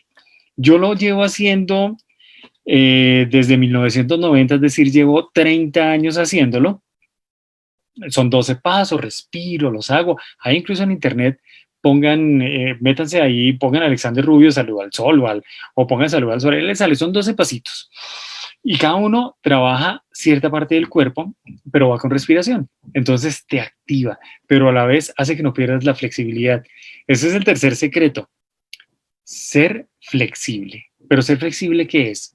No es solamente ser flexible con lo muscular, con el cuerpo, que es muy importante porque te alivia tensiones, te alivia angustias, te previene lesiones, sino ser flexible mentalmente. Y por eso yo las admiro, maestras y maestros de preescolar, porque cuando uno va a la escuela, las profes y los profes que son mucho más dispuestos son los maestros y las maestras de preescolar. Hay algo que se llama modificabilidad cognitiva y siempre están dispuestos a aprender, y es que es algo bello, que está ligado con los niños. Se llama capacidad de asombro, el espacio de sorpresa y la mente dispuesta. Capacidad de asombro, espacio de sorpresa y la mente dispuesta. Eso lo ve uno con los niños y se lo apropia. Y entonces casi que sucede de manera inconsciente, pero las maestras y los maestros lo tienen. Entonces son súper empáticos, súper resilientes. Así que no lo vayan a perder jamás. O sea, tengan esos tres datos, no se les olviden, ¿no? Ténganlos ahí, que se queden en la impronta. ¿Se te quedaron, Yadira? ¿Los tienes más o menos? ¿Se te quedó alguna palabrita? Ahí voy. ¿Cuál te gusta más? ¿El espacio de asombro? Siempre me ha encantado estar asombrada porque todo lo recibo como si fuera el primer día. Precisamente por eso era que iba a la siguiente pregunta. Definitivamente estamos muy conectados. Tiene que ver con esa capacidad que todos tenemos para poder estar continuamente agradeciendo. Yo pienso que el agradecer también contribuye muchísimo en el autocuidado, en la salud mental, pero no lo practicamos. Definitivamente no lo practicamos. Y como les decía, nosotras como docentes de preescolar, insistimos muchísimo en los niños en el aula en estar realizando actividades y estrategias que conduzcan a ese producto final. Esto que por lo que estamos pasando en este momento, también ha dejado una gran secuela, ha dejado una huella negativa desafortunadamente, pues porque yo insisto cuando hablo con algún familiar o con alguna persona querida y les digo, cuando se quejan, cuando comienzan a quejarse y esto me tiene aburrida y ahora definitivamente no sé, o sea, que ya agrandan todo. ¿Cómo hacemos nosotros también como para colaborarnos nosotros mismos y también aportarles a ellos en ese sentido en que es necesario que nuestra salud mental tengamos presente de que hay que agradecer? Bueno, esencial. Yo creo que las dos primeras palabras que aprendió mi sobrina fueron por favor y gracias. Y el gracias es muy bello, porque el gracias viene de gratitud, que es estar en armonía es estar en armonía consigo mismo, con el mundo, con la vida. Yo creo que aquí somos muy afortunadas y muy afortunados. El solo hecho de que nos estemos escuchando, de que estemos conectados a través de una plataforma, que tengamos internet, que estemos en la comodidad de nuestros hogares y nos estemos dando el tiempo de escuchar, eso ya es para agradecer. Cosas esenciales, el agradecer cada acción de la vida. El que tú estés en tu casa, el que estés con tu familia, o si tu elección ha sido vivir sola o solo, eso también hay que agradecerlo, porque quiere decir que has tenido la opción de tener por lo menos la posibilidad de escoger, por lo menos la la posibilidad de seleccionar lo que vas a hacer. Entonces, ser agradecido, ¿qué quiere decir? Primero, ser coherente con tu discurso, ser coherente con lo que piensas, ser coherente con lo que haces, pero ser coherente con los pequeños detalles, reconocer los pequeños detalles. Qué maravilla que uno pueda ver niños y niñas que te miren hacia atrás de la pantalla con ese brillito en los ojos que te ilumina, que sabes que les estás cambiando la vida. Un papá, una mamá, una persona que siempre que está ahí, porque siempre en los espacios académicos uno tiene un papá o una mamá que está acompañando y que de verdad se da cuenta de todo el proceso, con el entorno, hasta con los compañeros, agradecer, hasta cuando hay egoísmo y envidia, como que uno lo mire y dice, no, pues les agradezco porque yo no quiero ser así, ¿sí? Esas cosas también hay que agradecerlas, no incorporarlas. Tenemos que hacer algo que se llama el cerrar cosas que no quieres que te hagan daño. O sea, yo tenía una compañera en el colegio y mi compañera se caracterizaba por algo. Siempre que llegaba a hablar mal de alguien o a decir cosas que podrían ser, pero generar como una acción negativa. Y yo un día fui muy directo y le dije, mira, con todo cariño, si lo que me vas a contar hoy no me va a ayudar para que yo esté tranquilo, me va a quitar la paz que tengo el día de hoy, no me lo cuentes. Yo sabía que eran simplemente conjeturas que llegaba a contar y como que se timbró un poco, pero le sirvió y se bajó. Y yo también, porque pues yo sabía, cada vez que la escuchaba, entraba como en shock, como, ¿y cómo así? ¿Qué pasa? No, entonces, tranquilo, a veces hay que poner frenos, ¿no? Si lo que vas a decirme no me va a aportar, pues prefiero como cerrar la ventana y cortar la conversación, no de una manera grosera ni tosca, sino decir eso, decir, vale, muchas gracias, pero yo voy a hacer otra cosa. Sí, son maneras de aliviarse. Tenemos que cuidar, hay algo muy importante, no solo la salud es el bienestar de nuestra homeostasis de sistemas, sino de lo que vamos a pensar, ¿sí? O de lo que vamos a sentir, ¿sí? O de lo que vamos a hacer. Hagan un ejercicio rapidísimo, rápido, muy rápido. Cierren los ojos allá donde estén, cierren los ojos, solamente cierren los ojos y piensen, en este momento piense muy rápido, piense en una emoción que le haya generado la pandemia, una emoción que le haya generado la pandemia, una emoción que le haya generado la pandemia. Esa es una. Y ahora piense rápidamente en una acción que en la pandemia le haya generado felicidad, ¿sí? Algo que te haya generado felicidad, algo. O sea, ya hay dos cosas para pensar. Una, lo que más te generó angustia o la emoción que te generó la pandemia, pero la otra es ese momento que te generó felicidad. Listo, abre los ojitos, escriban eso por ahí en el chat, me lo van contando, yo aprovecharía, Yadira, ¿cuál fue la emoción que te generó la pandemia, la primera? Ay, no, mucha tristeza porque sabía lo que se venía.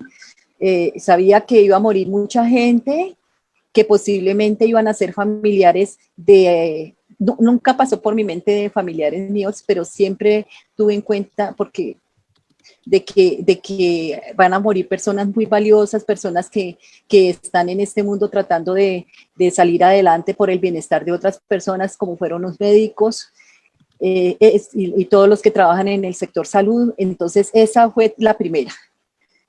Saber de que por lo menos nosotros estábamos en nuestras casas y que ellos estaban allá batallando para podernos apoyar a nosotros, esa fue la más importante. Y la otra que me generó positividad, de poder compartir con mi familia, de poder disfrutar de ese tiempo que durante muchísimos años ya había estado separado de ellos y que no teníamos ese momento del desayuno, del almuerzo o de compartir cosas como tan elementales como una película, pues porque no se daba el espacio para eso. Entonces esas fueron los dos aspectos.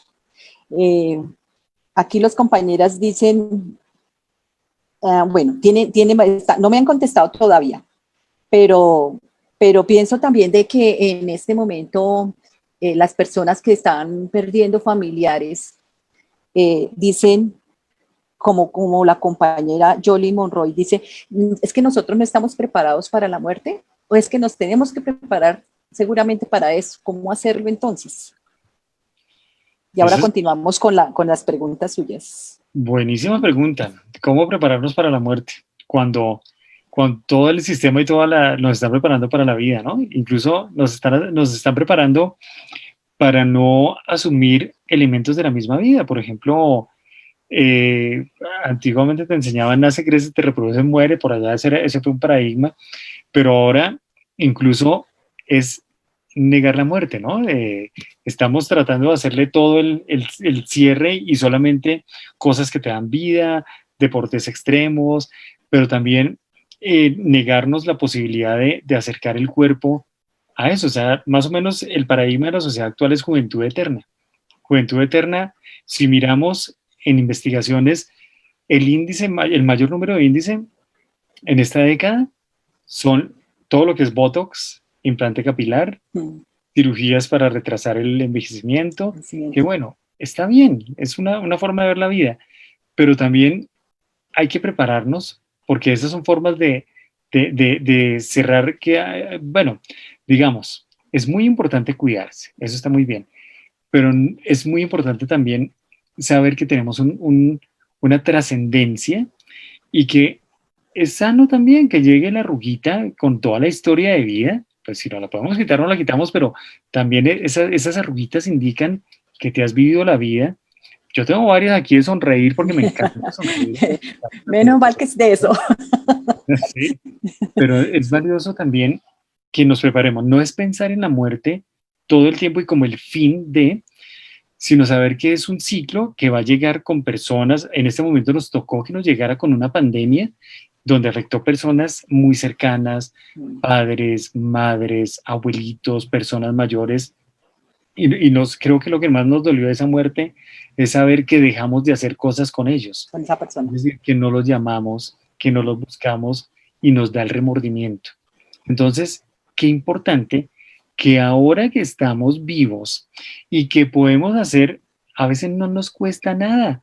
Es una llamada de 2 minutos a esa persona que nunca has llamado en años y que le digas, tía, una tía abuela, un tío abuelo, un abuelito, ¿cómo estás? ¿Sí? ¿Cómo estás? ¿Cómo te sientes hoy? Así como le dedicamos minutos a Instagram, a Facebook, a Twitter, a redes, ¿qué tal si le dedicamos en la semana esos 2 minutos a llamar a una persona de nuestra familia?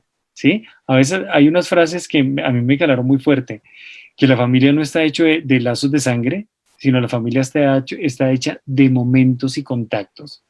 Y a veces uno encuentra más familia que no tiene lazos de sangre con personas que no tienen nada que ver contigo, pero que están pendientes de ti. Entonces Claro, imagínate sí. lo potente.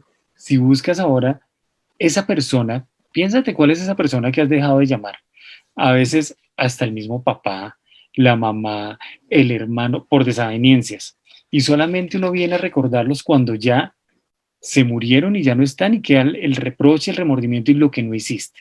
Entonces en este momento es clave hacer acciones que habitualmente no harías. Habitualmente, miren lo mágico de esto, estamos viéndonos aquí por internet, donde habitualmente hubiese sido muy difícil en la presencialidad correr a todos, encontrarnos en un auditorio, pero aquí lo estamos haciendo a través de las redes. Ahora qué bello, no te cuesta nada tomar tu celular, buscar el contacto Claro. o conseguirlo de una familiar con la que no hayas hablado hace mucho tiempo y darle una llamada y decirle, hola, soy yo. Miren, eso le alegra el alma, eso les da vida.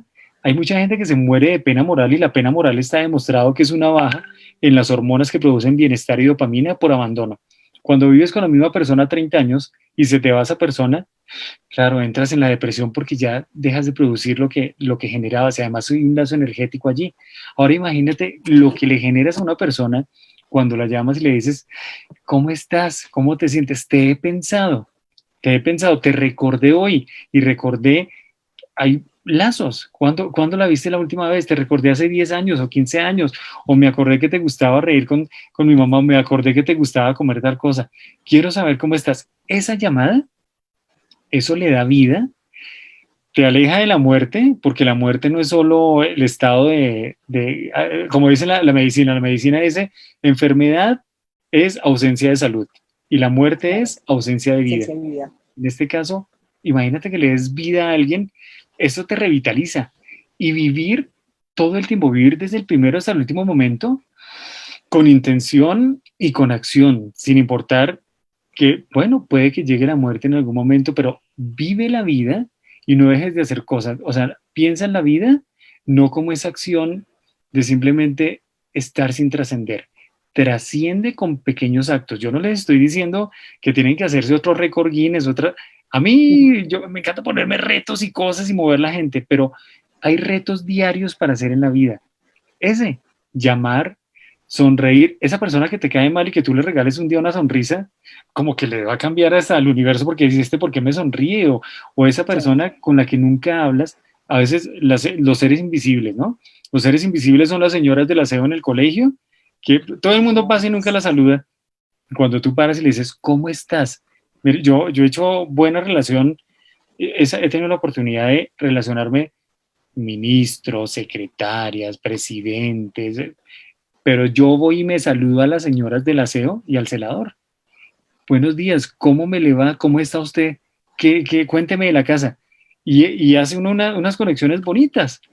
Y eso genera que te enriquezcas y te llenes de vida, de energía. ¿Sí? Eso es fundamental. Entonces, ahí van tareas, Yadira. Sí. Sí, qué bonitas todas estas recomendaciones, estas vitaminas con las cuales nos estamos alimentando en este momento. Le cuento que las compañeras están contestando lo siguiente a su pregunta. Mi hermosa compañera Aura Ribón contestó resistencia al principio e impotencia al final, en este caso. La compañera Ruth Mari dice alegría cuando un padre y una familia se recuperó de COVID. La profe Marcela Carrillo dice, estar en mi casa me hace feliz y trabajar en equipo. Y la profe Fanny Gómez dice, estar acompañada por mi hija todo el día. Mira. Esas son las respuestas que nos han presentado. Tengo otras preguntas, profe. Tengo otras preguntas. En especial me interesa muchísimo esta de la profe Clara Inés. Dice, ¿cómo trabajar a la distancia con chicos tan afectivos por su edad? Yo lo digo porque en especial mis niños hermosos, todos los que he tenido durante todos mis 28 años de docencia, han sido demasiado afectivos y han sido demasiado querendones. Esas son una de las cosas con las cuales uno queda como triste y como que se siente vacío, porque el no es sentir el abrazo todos los días, el no estar escuchando esas sonrisas tan hermosas, ¿sí? El no estar llenándonos de esas preguntas que al principio pensaba uno que, ay, Dios mío, cuando llegan todas las preguntas a la vez, cuando llegan todas las sonrisas a la vez, cuando llegan todos los abrazos a la vez, eso nos hace muchísima falta. Nosotros los docentes de preescolar estamos acostumbrados a eso. Nosotros necesitamos, y tal vez como le decía, nos alimentamos continuamente año tras año de esa afectividad de esos niños. A veces con los padres de familia, pues las relaciones, aunque son buenas, pienso que no son tan necesarias, pero es que con los niños tan pequeñitos, nosotros sí se puede decir que forman parte de nuestra vida, de nuestro aire, de nuestra agua.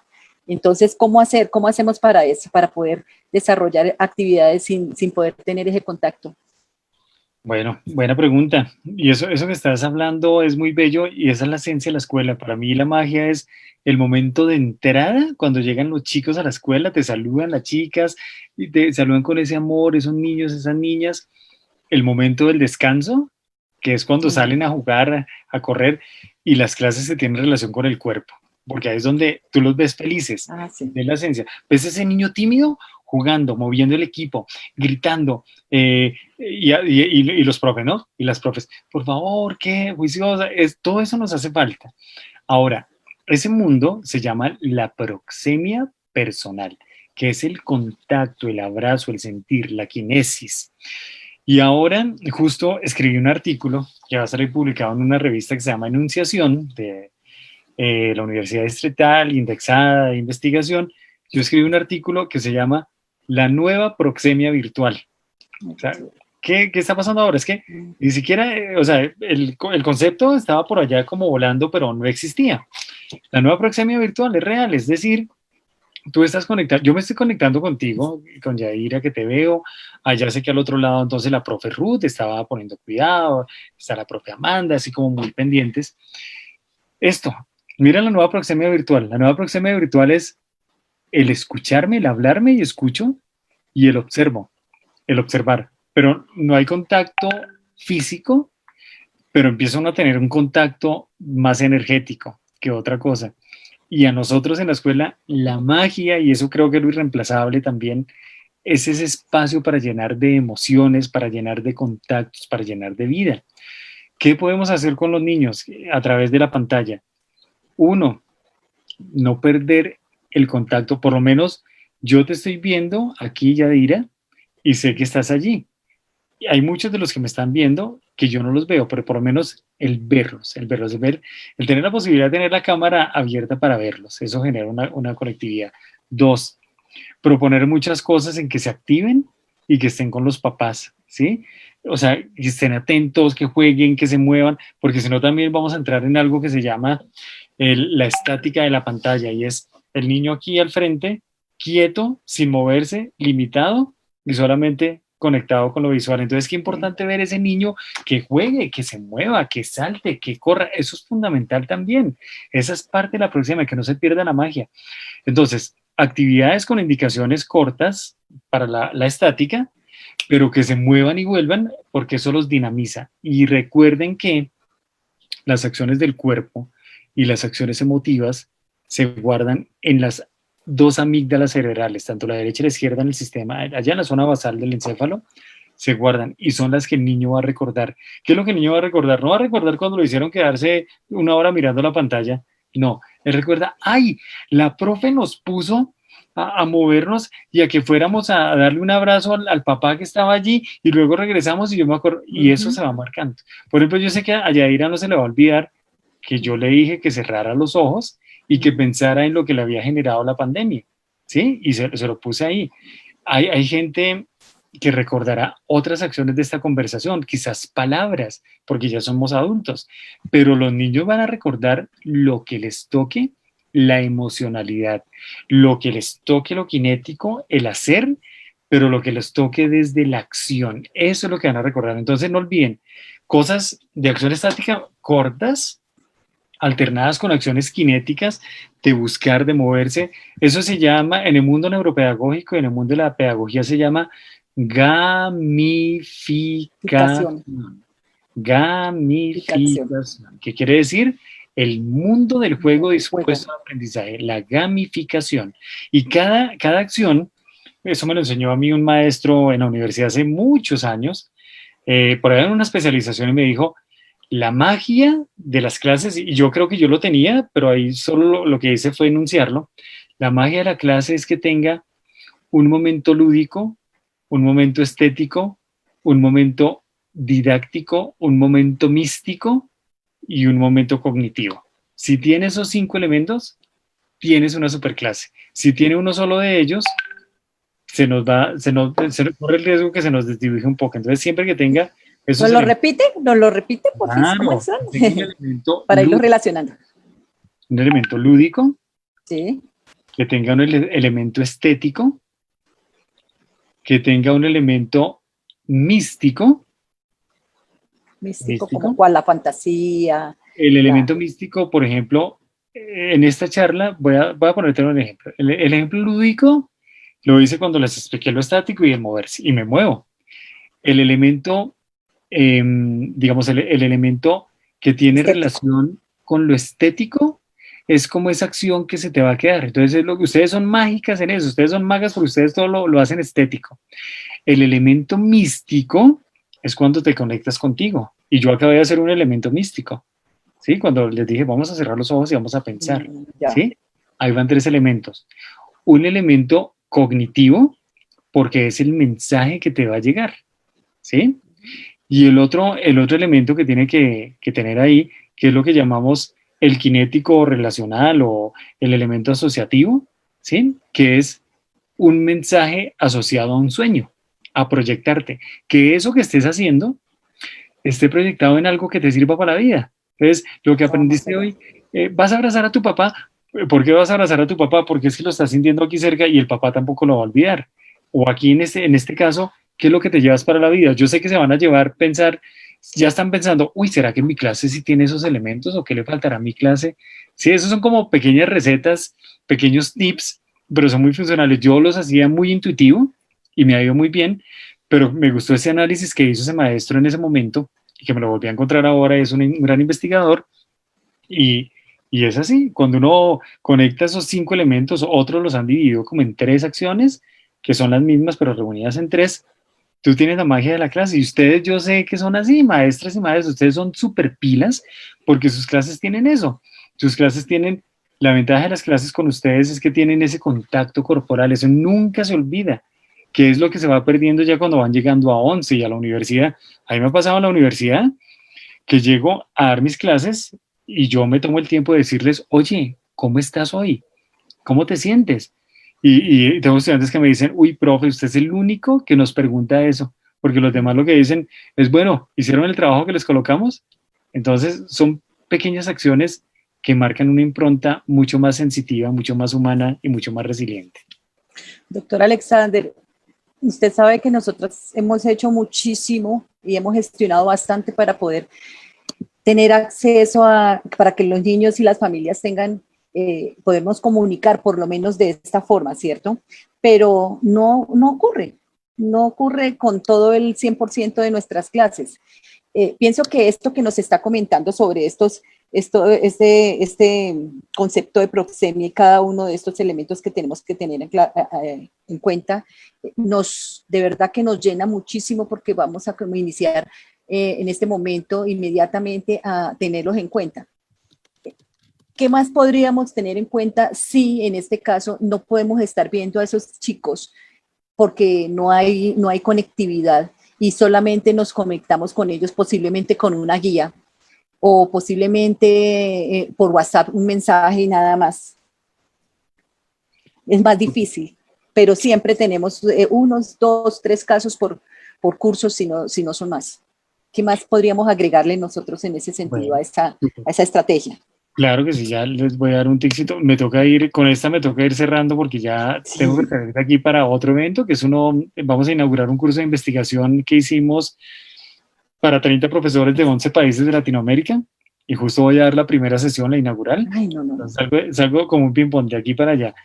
Pero miren, la magia, lo primero es la pasión. Uno sabe cuando alguien es apasionado, así no lo esté tocando. Uno siente la pasión, ¿sí? No pierdan la pasión y ese no es un curso de pasión, sino de verdad, que lo que hagas le des la relevancia que está transformando vidas. Número 2, las actividades que hagas siempre que tengan un énfasis en lo kinético y en la voz y en el trabajo, ojalá con cosas de la familia, con cosas cercanas. Sí, número 3, que los tiempos estén modulados. Acuérdense que los niveles de atención de los niños son diferentes a los adultos. Ustedes son mágicas en eso, ustedes lo saben claramente. Y en el mundo virtual es igual. Uno está viendo un video y al minuto a los 30 segundos ya se cansó. Imagínense una clase. Entonces la clase tiene que conectarte, tiene que darle protagonismo también al chico. Cuando el chico se siente protagonista, asume una actitud corporal distinta. Cuando el chico solamente es un actor pasivo, hasta el cuerpo cambia. Pero cuando él, Santiago, ven, vamos a compartir lo que estás haciéndonos, muestra aquí lo que tienes en tu casa, qué estás moviendo en tu casa. Ay, profe, es que me trajeron unos zapatos nuevos y se los muestra y son parte y uno ve los niños con los zapatos. Ay, entonces son iguales a los de tu papá y sale el niño trayendo el zapato del papá, se vuelve un protagonista. Entonces, darle siempre protagonismo y esencia a nuestros estudiantes. Y lo más importante para mí es fundamental, maestras y maestros, lo que hacen ustedes es transformador en la vida, créanselo de verdad. Se lo digo yo que ahorita voy a dar esa conferencia para los profes, son de 11 países diferentes. Cuando veo las propuestas de ellos digo, aquí nosotros tenemos cosas valiosas, pero lo que a veces no nos creemos lo que tenemos. Sí, así es. Aquí propuestas maravillosas de preescolar, de cómo enseñar, de cómo educar, pero las tenemos chiquitas, nos da resultado, pero nos da miedo mostrarlo. Socializarlos. No tengan miedo, arriésguense, apasionense escríbanlo, compártanlo, y aquí estoy yo en el IDEP, así que la puerta está abierta. Si quieren mostrarme y compartir, y voy a hacer convocatorias para publicar, publiquen. ¿Qué es lo peor que puede pasar? Pues no pasó la primera, se presenta la segunda. Está el premio, el profe, el que se lo ganó, se presentó 6 veces hasta que al fin se lo ganó, y cada vez mejoró la escritura. Entonces, sin miedo, hay que dar ese primer paso.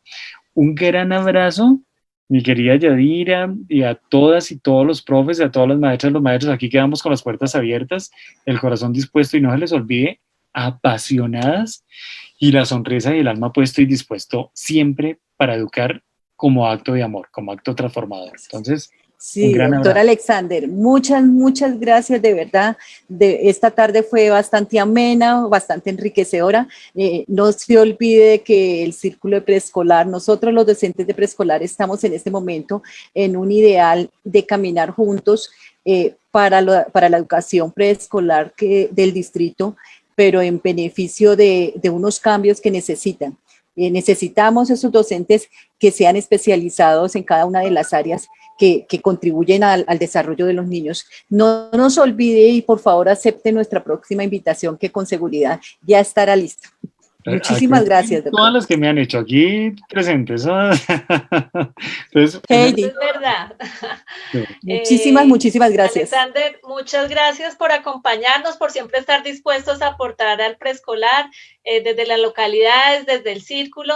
Mil gracias, porque pues tú sabes que el preescolar es uno de los pilares para que los niños se disparen en la educación de ahí en adelante. Entonces,